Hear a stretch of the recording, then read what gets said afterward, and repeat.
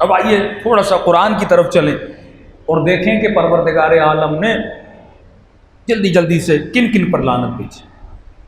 41 time. برات کو سمجھنا بہت ضروری ہے، لعنت کو سمجھنا بہت ضروری ہے۔ اب ہم وہی کام کر رہے ہیں اور قرآن کی آیتیں پڑھ رہے ہیں اور خدا اسی پہ لعنت بھیج رہا ہے۔ جب مجھ میں وہی صفت ہے اور قرآن پڑھ کے لعنت بھی بھجوا رہا ہوں تو کہ لعنت مجھ پر بھی آ رہی ہے۔ 41 ٹائم اللہ نے لعنت بھیجی قرآن کے تقریباً 18 سورتوں میں۔ ایک مرتبہ خدا نے سب کیا، ایک مرتبہ سب یعنی کسی کو برا بھلا کہنا، لیکن بندوں کو منع کیا وَلَا تَسُبُّوا الَّذِينَ يَدْعُونَ مِن دُونِ اللَّهِ، اے انسان جو میرا دشمن بھی ہے اس پر بھی سب مت کیا کر، یعنی گالی مت دیا کر۔ آج تھوڑا سا رکشہ گاڑی میں لگ جاتا ہے مومن گالی پھینک دیتا ہے۔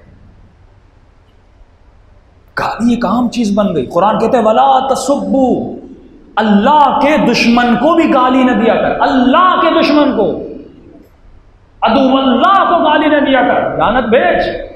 لعنت ایک عمل ہے، ان کے عمل سے دوری کر، یعنی وہ کفر میں ہے کفر سے دوری کر، وہ شرک میں شرک سے دوری کر، وہ نفاق میں نفاق سے دوری کر، وہ زنا میں زنا سے دوری کر، لیکن گالی مت دے۔ گالی دینے والا علی والا نہیں ہوتا، یہ گالی تیرے وجود کو کثیف کر دیتی ہے۔ آج گالی ایک عام لفظ ہے، گانے بنتے ہیں گالیوں پہ، خوشی خوشی جوان سنتا ہے، ہنستا ہے۔ اب میں آپ کو نہیں کہہ رہا، کبھی کبھی ایک عمل معاشرے میں اتنا عام ہو جاتا ہے کہ خواص تک پہنچ جاتا ہے۔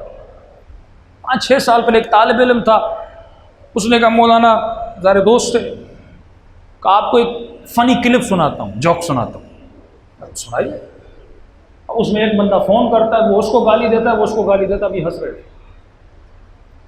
گالی دینا، گالی سننا، اور آ کر خطیب مجلس میں یہ کہے کہ جو علی کو نہیں مانتے وہ سارے حرام زادے۔ اس سے بڑی گالی ہو سکتی ہے؟ پھر ان مولانا روایت میں تم نے روایت کو سمجھائی نہیں۔ ایسا ہوتا تو اہل بیت اپنے دشمن کو کہتے تم بھی حرامی ہو، تم بھی حرامی ہو۔ یہ سب سے بڑی گالی ہے، گویا تم اس کی ماں کو گالی دے رہے ہو۔ کل یا پرسوں کی مجلس میں عرض کیا کہ بنو امیہ بچوں کی طرح روتا ہوا 5 امام کے پاس آتا ہے۔ زیارت عاشوراء میں پوری آل بنو امیہ پہ لعنت ہے نا، آل سفیان و آل زیاد و آل مروان الی یوم القیامہ۔ آل سفیان پر، آل مروان پر، آل زیاد پر اللہ نے اور اہل بیت لعنت بھیجی۔ روتا ہوا آیا مولا آپ کی زیارت میں، ہماری پوری آل پر لعنت ہے۔ ماں فرماتے آل سے مراد آئیڈیولوجی ہے، آئیڈیولوجی۔ اگر تو اس کی فکر اور آئیڈیولوجی پہ نہیں چل رہا، چاہے تو جینیٹیکلی بنی امیہ کی اولاد میں سے ہے، لیکن میں کہتا ہوں تو ان کا بچہ ہے ہی نہیں، کہ تو علی کا ماننے والا ہے۔ جب نوح کا بیٹا باپ کی آئیڈیولوجی بنی، خدا کہتا نہیں سمجھتا کہ تمہاری حد سے نہیں ہے، تو بھی ان کی حد سے نہیں ہے۔ یہاں پر لعنت آئیڈیولوجی پر ہے، اور کہہ دے جتنے منکر علی ہیں سب پر لعنت اپنی جگہ، کہتے ہیں سارے ولد الزنا ہے، گالی ہے۔ پوری قوم کو تم گالی دے رہے ہو اور ممبر سے بچوں کو گالی سکھا رہے ہو۔ جب نقطے پر خطیب یہ گالی دے گا اور بچہ اس گالی پہ نعرہ مارے گا، اس کو تم سکھا کیا رہے ہو؟ اس کی مینٹلٹی میں تم پڑھا کیا رہے ہو؟ یہ ادب اہل بیت ہے، یہ گفتار اہل بیت ہے، یہ رفتار اہل بیت ہے۔ بہت فاصلہ ہے ہمارے درمیان اور اہل بیت کے درمیان، ہماری زندگیوں میں اور اہل بیت کی زندگیوں میں۔ فرمایا ایک بار سب ہے، 41 بار لعنت ہے۔ کس نے لعنت کی؟ آئے مباہلہ بہت معروف ہے، لعنت اللہ و ملائکتہ والناس اجمعین۔ اللہ کی لعنت، اللہ کے ملائکوں کی لعنت، والناس اجمعین، اور سارے اللہ کے بندوں کی لعنت۔ کس پر؟ جو مباہلہ میں اہل بیت کے مقابلے میں ہے، یعنی یہ سب سے بڑی لعنت ہے جو خدا بھیج رہا ہے۔ ایک مرتبہ جناب داؤد و عیسی ابن مریم نافرمانوں پہ لعنت بھیجتے۔ ایک مرتبہ قیامت میں جو ندا دینے والا ہوگا، جو آواز دینے والا ہوگا قیامت میں، وہ اللہ کے دشمنوں پر، گنہگاروں پر لعنت بھیجے گا۔ اس پر بھی خدا نے لعنت بھیجی جو کسی بدکاری کے فعل کا شاہد ہے، شاہد زنا ہے، دو لوگوں کو غلط کام کرتے ہوئے دیکھتا ہے اور آ کر غلط گواہی دے، اللہ نے ایسے شخص پر کیا بھیجی ہے؟ یعنی تہمت لگانے والے پر خدا لعنت بھیج رہا ہے، تہمت لگانا۔ اور ہم مذاق مذاق میں لوگوں کی عزتوں کو پامال کر دیتے ہیں۔ ایک بہت بڑا عارف باللہ تھا، بہت بڑے مقام پہ پہنچا، کسی نے اس سے سوال کیا کہ قبلہ آپ اس مقام پہ کیسے پہنچے؟ کہ نماز تہجد سے، حج سے، زکوٰۃ سے، کس عمل سے خدا نے آپ کو اتنا بڑا مقام دیا، برزخی آنکھ آپ کے کھل گئے؟ تو اس نے کہا میں نے زندگی میں ایک کام کیا۔ کون سا کام کیا؟ کہ ایک انسان ایک بندے کی جاننے والا تھا، اس کی عزت میرے ہاتھ میں آ گئی۔ وہ آپ کو کسی مومن کا ایک پرائیویٹ بات اور اس کا عیب پتہ چل گیا، اس کی عزت میرے ہاتھ میں آ گئی، بس میں نے اس کی عزت کو بچایا، خدا نے میری عزت کو بلند کر دیا۔ اور یہاں مزے سے غیبتیں کی جاتی ہیں، چٹکلے لگائے جاتے ہیں۔ شمر کی خصلتیں تھیں، چند خصلتیں، ایک خصلت اس کی یہ تھی وہ قصیر القلب تھا، دوسری شمر کی خصلت یہ تھی وہ چٹکلے بولنے کا عادی تھا۔ یعنی ایک آدمی جا رہا ہے، آپ اس کو ایسا جملہ کس دیں وہ بیچارہ دکھی ہو جائے۔ ایک بیچارہ لنگڑا سا آدمی ہے، آپ اس کو کہتے ہیں وہ لنگڑا جا رہا ہے، کوئی عیب ہو اس بیچارے میں، بولتے فلاں جا رہا ہے، اور کہتے ہیں یار اس کو یہ جملہ بولو، یہ ناراض ہوتا ہے، چڑ جاتا ہے۔ چڑھانا کہتے ہیں ایک جملہ۔ کیسے جملے کستا تھا کہ امام حسین کا گلا کاٹ رہا ہے، پتہ بھی حسین ابھی شہید ہو جائیں گے، اسی وقت اپنے سپاہیوں کو کہتا تھا کہ شور کرو، خیموں پہ حملہ کرو تاکہ حسین کو اذیت ملے۔ ایسے جملے بول، پورے راستے میں اس کی عادت۔ کبھی دیکھتا تھا جناب زینب جا امام حسین کو کوئی جملہ بول دیتا، کبھی سکینہ کو تنگ کرنے کے لیے کوئی ایسا جملہ بول دیتا تھا۔ امام فرماتے اس کے جملوں نے ہمیں اتنی تکلیف دی کہ ملعونوں کے پتھروں نے ہمیں اتنی تکلیف دی۔ مومن خیال کر تمہاری زبان سے کیسا جملہ نکل رہا ہے۔ دوسرے اس کے اندر عادت تھی کہ کسی انسان کا کام خراب کرنا، کافی لوگوں میں یہ شمر والی عادتیں ہیں۔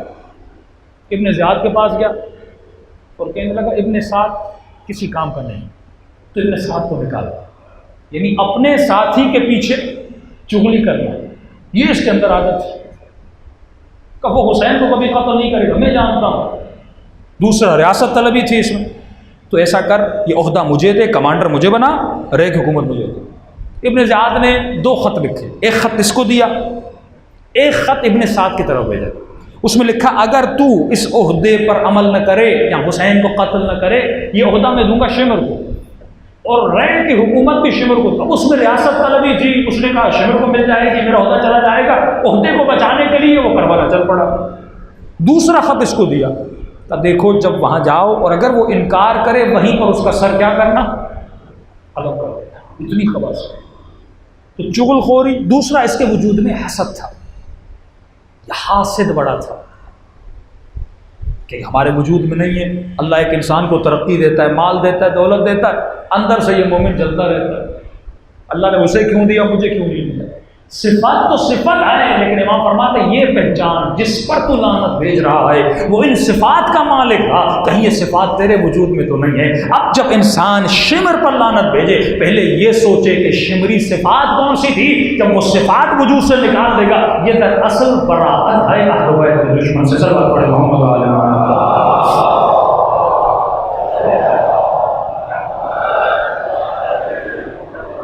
اب 41 آیتیں ہیں، میں ساری آیتوں کو سنا تو نہیں سکتا۔ وہ امتیں جو کافر تھی اللہ نے ان پر لعنت بھیجی، اور ان پر خدا نے لعنت بھیجی جیسے کفار ہیں، مشرکین ہیں، نصارہ، مسیحی، اللہ نے ان پر لعنت بھیجی۔ اہل کتاب جنہوں نے حقانیت کو دیکھا لیکن حقانیت سے مکر گئے، یعنی ہر وہ انسان جو حق سنے پر حق پر عمل نہ کرے، اللہ اس پر لعنت بھیجتا ہے۔ کوئی بھی حق کی آواز سنے لیکن حق پر عمل نہ کرے، خدا اس پر لعنت بھیجتا ہے۔ دوسرا، خدا نے یؤمنون بالجبت والطاغوت، جنہوں نے طاغوت کو مانا، ان یہودیوں پر خدا نے لعنت کی، تھے تو اہل کتاب لیکن رسول کی دشمنی میں کفار مشرکین مکہ کے بتوں کے سامنے جھک گئے تھے، ان یہودیوں پر لعنت بھیجی جنہوں نے کہا ید اللہ مغلول ہے، اللہ نے زمین اور کائنات بنا دی.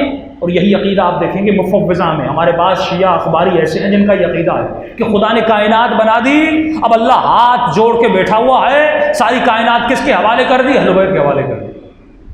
اب خدا کی کوئی ڈیوٹی نہیں ہے، جیسے بندہ ریٹائر ہو جاتا ہے، ریٹائر ہو کے بیٹھ گیا، کائنات بنا کے اہل بیت کو دے دی. یہی عقیدہ یہودیوں کو تھا، کہتے تھے ید اللہ مغلول، اللہ کے ہاتھ بندھے ہوئے اور کائنات خدا نے دوسروں کے حوالے کر دی. خدا ان پر بھی لعنت بھیجتا ہے، قوم عاد پر لعنت بھیجتا ہے، قوم سمود پہ لعنت بھیجتا ہے، قوم لوط پہ لعنت بھیجتا ہے. ذرا سوچو قرآن میں ان قوموں کا ذکر کیوں ہوا؟ بار بار خدا فرعون کا ذکر کیوں کرتا ہے؟ بار بار قوم عاد و سمود کا ذکر کیوں کرتا ہے؟ ذرا ان کی صفات کو پڑھ، ذرا ان کے وجود کی عادتوں کو پڑھ، کہیں یہ عادت میرے وجود میں تو نہیں ہے. اب بالاخص خدا نے ان پر لعنت بھیجی. فرمائے جو سب سے بڑی لعنت پروردگار عالم نے جو قرآن میں بھیجی وہ ان پر بھیجی. فرمائے حبیب جو تجھے اذیتیں دیتے ہیں، ان الذین یؤذون اللہ والرسول، جو اللہ کو اذیت دے اس پر بھی لعنت، جو اس کے رسول کو اذیت دے اس پر بھی لعنت. اور عجیب فرماتے لعنت اللہ فی الدنیا، دنیا میں بھی، والآخرہ وعد لہم عذابا، اور اللہ قیامت پر ان پر شدید ترین عذاب نازل کرے گا جو رسول کو اذیت دے. اب یہاں پہ مسلمان کو سمجھنا چاہیے، جب قرآن میں صریحاً کہہ دیا جو اللہ کو اذیت دے، جو اس کے رسول کو اذیت دے، لعنت دنیا میں بھی ہے آخرت میں، اور دنیا میں بھی اس کو عذاب کرے گا اور آخرت میں شدید ترین عذاب میں خدا مبتلا کرے گا. اور وہی رسول فرمائے فاطمۃ بضعۃ منی من آذاها فقد آذانی، فاطمہ میرے دل کا ٹکڑا ہے، جو فاطمہ کو اذیت دے گویا اس نے مصطفیٰ کو اذیت دی، اور جو مصطفیٰ کو اذیت دے گویا اس نے خدا کو اذیت دی. اب یہاں پہ فلسفہ اپنے اہل سنت کے بھائیوں کو سمجھائیے، یہ بتا کہ سیدہ کو اذیت ملی کہ نہیں ملی، اذیت کی نشانی کیا ہوتی ہے. اگر آپ مجھے تکلیف دیں گے یا میں گریہ کروں گا، یا میں آپ کی شکایت کروں گا، یا میں کبھی آپ کا چہرہ نہیں دیکھوں گا، تو اپنی کتابوں کو کھول کر دیکھیں کہ سیدہ دنیا میں جب تک تھی کن کن سے سیدہ نے بات نہیں کی، کن کن کو اپنے جنازے میں آنے نہیں دیا. رسول کی بیٹی کا جنازہ ہوتا ہے لیکن تک و تنہا جنازہ ہوتا ہے، امت کو شامل نہیں کیا جاتا. اس سے پتہ چلتا ہے کہ سیدہ ناراض تھی، اور خدا کہتا ہے جس سے سیدہ ناراض ہے اس پر دنیا اور آخرت میں خدا کی لعنت ہے. صلی اللہ علیہ وسلم.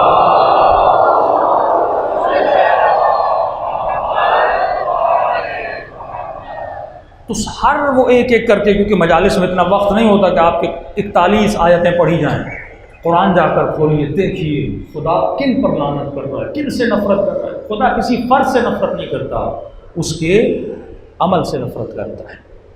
یہ تو ان کی غلطیاں تھیں. فرعون کا اتنا ذکر ہوا، کیوں ذکر ہوا؟ یذبحون ابناءہم ویستحیون نساءہم، 20,000 کے قریب، کچھ تاریخ کہتے 6,000، کچھ 9,000، کچھ کہتے 20,000 کے قریب اس نے نو مولود بچوں کو قتل کر دیا تھا. تبھی خدا نے کہا اس پر لعنت. نہ خدا کی دشمنی ہے فرعون سے. اور کیوں گمراہ ہوا؟ کیونکہ اس کو غلط خبر دی گئی. غلط خبر دینے والے پر بھی اللہ کی لعنت ہوتی ہے. جو نجومی تھے انہوں نے کہا کہ فرعون ایک بچہ پیدا ہوگا جو تمہاری حکومت کو گرائے گا. غلط بات تھی. حضرت موسیٰ حکومت گرانے نہیں آئے تھے، فرعون کو سمجھانے آئے تھے، ہدایت دینے آئے تھے. اگر تو ہدایت پا جائے تو حکومت کر. یہ غلط تصور ہے کہ جنگ صفین میں علی معاویہ کے لشکر کو قتل کرنے گئے تھے. نہیں، کوئی ایسی جنگ نہیں جسے مولا نے پہلے تلوار نکالی. مولا سمجھانے گئے تھے. یمن میں خالد بن ولید کو بھیجا، دوسروں کو بھیجا، کوئی فتح نہ کر سکا یمن کو. آخر میں کون گئے؟ علی بن ابی طالب. 3 دن میں ایک خون کا قطرہ نہیں ہوا، پورے یمن کو مسلمان بنا دیا. کس کے ذریعے؟ کلام کے ذریعے، اخلاق کے ذریعے. اور آج میں گالی دے کر کسی کو مسلمان بنانا چاہوں، کیسے بن سکتا ہے؟ حسین کربلا میں کسی کو قتل کرنے نہیں گئے تھے. کبھی امام حسین نے تک پہلا تیر جو پھینکا گیا تھا وہ ابن سعد کی طرف سے پھینکا گیا. اس کے بعد بھی مولا جا کر خطبے دیتے ہیں. کبھی آپ نے سوچا خود حسین ابن علی جاتے ہیں کس کے خیمے میں؟ ابن سعد کے خیمے میں. 1.5 گھنٹہ مولا بیٹھ کے ابن سعد سے باتیں کرتے ہیں. کیا مولا یہ کہنے گئے تھے تجھ پر لعنت ہو، تیری آل پر لعنت ہو؟ نہیں، بڑی مٹھاس کے ساتھ بڑے ادب کے ساتھ ابن سعد کو دعوت دینے گئے کہ تیرا پیشینہ، تیرا ماضی، اچھا مسلمان ہے تو، خود کو جہنمی نہ بنا۔ کوئی مومن کہے کہ نہیں حسین خیمے میں گئے تھے، مار دیتے، لعنت بھیجتے۔ جب حسین ابن سعد سے ملنے گئے، اس گھڑی میں ابن سعد حر سے بہتر تھا، کیونکہ ابھی تک ابن سعد نے تیر نہیں پھینکا، ابھی تک ابن سعد نے حملہ نہیں کیا، ابھی تک ابن سعد نے کوئی قتل نہیں کیا، لیکن اس سے پہلے حر ایک خطا کر چکا تھا۔ تبھی امام حسین ایک ایک کے پاس جاتے، کیونکہ ابھی تک کسی گناہ میں مبتلا نہیں ہوا، ابھی پاک ہے۔ امام فرماتے تو اس نجاست عظمیٰ سے بچ جا، اگر میرا خون کربلا میں بہا اور تو ناظر خون حسین رہا، پھر میں حسین بھی تجھے جہنم سے بچا